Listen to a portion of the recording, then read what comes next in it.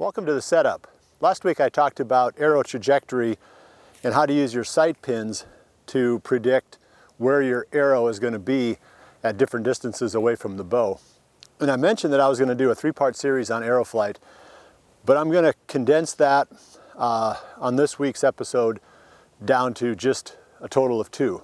So this week I'm going to talk about two things. I'm going to talk about why we shoot to the right from a tree stand if you're right-handed, and why you may shoot high from a tree stand. And they both have to do with the same thing. This is really kind of a universal tree stand shooting tip that maybe you've heard it before, but you probably didn't understand exactly why it mattered. When you're in the tree getting ready to take a downward shot, you have to bend over the side of your hip. So you want to keep the same relationship, the same 90-degree relationship between your bow arm and your upper body, and you want to go over the side of your hip to make that downward shot angle.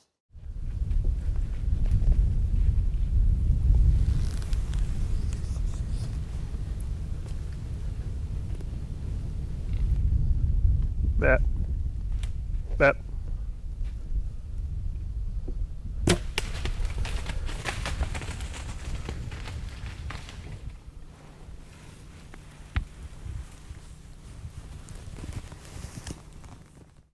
So if you just drop your bow arm and you don't bend at the waist, you change the relationship between your eye and the peep sight. And the peep sight then starts to pull away from your face because now the angle of the bow is down here, but you haven't bent over to keep up with it. So the angle changes, so you end up having to elevate your bow just a little bit in order to get that pin back in the middle of your peep sight. And that's going to cause a high hit because, again, now you're artificially feeling like you need to raise your bow in order to get back in the middle of the peep. The other problem that you have if you don't bend at the waist over the side, and this is a little bit more complicated, but if you stick with the physics on this, it's actually kind of cool. So let's say that you bend forward to make the downward shot angle. Rather than bending over the side of your waist, you just bend forward. Well, now your bow, which when you're shooting into the backyard is vertical. You're looking at your pins and they're straight up and down. The arrow leaves the bow at an angle upward. It goes up, crosses the line of sight like we talked about last week, and then drops right back down onto that line of sight and hits the target. But what if you tip your bow a little bit? So now the arrow doesn't go straight up anymore.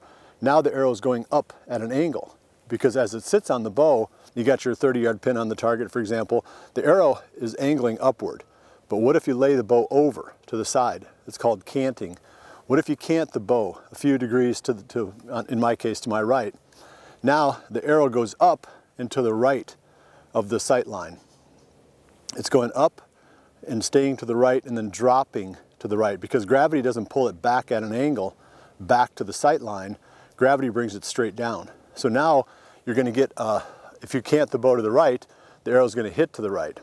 And this is something that you combat on the range and while you're hunting, normally using the bubble level on your sight. If you don't have a bubble level, you really need to get one, because every time you take a shot, that should be a secondary thing that's part of your sight picture, making sure my bubble's in the middle. Now I know that I'm getting that perfect arrow flight, the arrow going straight up, across the line of sight, dropping straight down to the line of sight. But if the bow is canted, again, like I said, goes up, never actually crosses the line of sight. It stays to the right of it, in my case, the whole way, and then falls off to the right because gravity's pulling straight down. So hopefully that part you got. So now, when you're thinking about in the tree stand, and you make your downward shot angle by bending forward at the waist in order to get that shot angle, it's really hard in that situation not to cant the bow. You've got to really work hard to twist that bow back around and get that bubble level centered. A lot of times in the moment of truth and the excitement, you're not really paying as much attention to that detail as you should. So you hit full draw, you're excited, the deer's 25 yards away, you bend forward at the waist, you're going to make that shot. But now when you shoot, the arrow stays to the right, if you're right-handed, of your line of sight and falls straight down to the right of the intended impact spot. That's a problem, obviously. And you think, well, the guys that are shooting traditional bows like recurves and longbows, they naturally cant the bow at full draw. The arrow is resting really close to their hand. So the pivot point and where the arrow is resting is right at the top of their hand, because that's, they're shooting off the shelf typically.